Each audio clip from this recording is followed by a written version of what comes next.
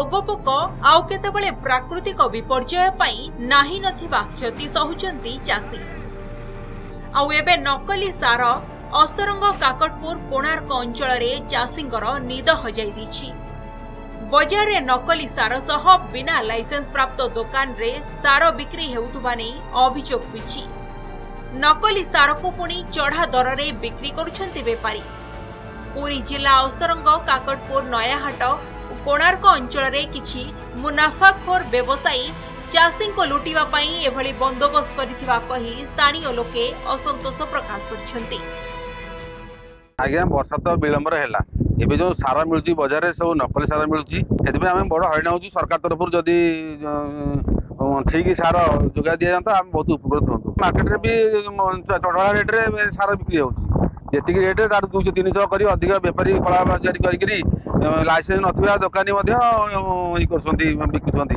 Market रे duplicate कोन original कोन आमे किछि जानि परनु। रंग तो शेयर रहउछि तेनु डुप्लिकेट आसुछि कायना जब सार काम करूनी आमे जानि पारु जे डुप्लिकेट सार। गवर्नमेंट जदि आपरे एक्शन नियता कि तदंत करन्ते कि याकू टेस्ट करन्ते ये केमति प्रकार सार दउछंती ताले एक्चुअली जो नकलबाजी माने सब करूछंती से माने धरा पड़न्ते।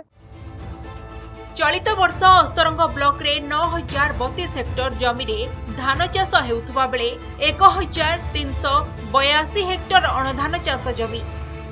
अस्तरंग ब्लॉक रे कोनोसी होलसेल नथिबा बेले 33 टी रिटेलर सार दुकान रहिछि।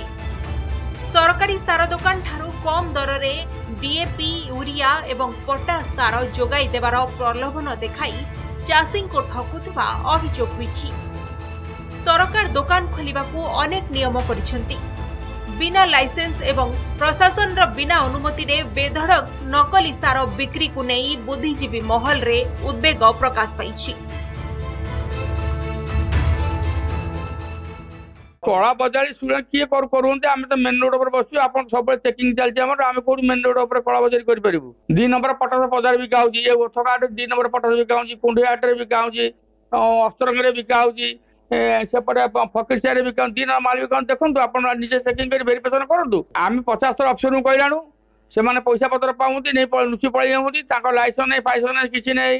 जो कम्प्लेन आसपी मु स्टाफ मान डेपुट कर फिल्ड वेरिफिकेशन करेंगे मत रिपोर्ट देले असली सारा नकली सारा कौन अवस्था फिल्ड कंडीशन में कौन अच्छी इनक्वारी रिपोर्ट आसला जानी बिना लाइसेंस में चली ना जी लाइसेंस प्राप्त समस्ते सार बिक्री करुँच। उपयुक्त तदंत करा जाई दोषी विरोध रे दृढ़ कार्यानुष्ठान सांगकु जेपरी नकली सार व्यवसायी कबलरू चाषी को मुक्त करा जाई परिबो से नहीं साधारण रे दाबी होइछि। कोणार्करू मानस खंडवाळଙ୍କ रिपोर्ट नंदीघोष टीवी।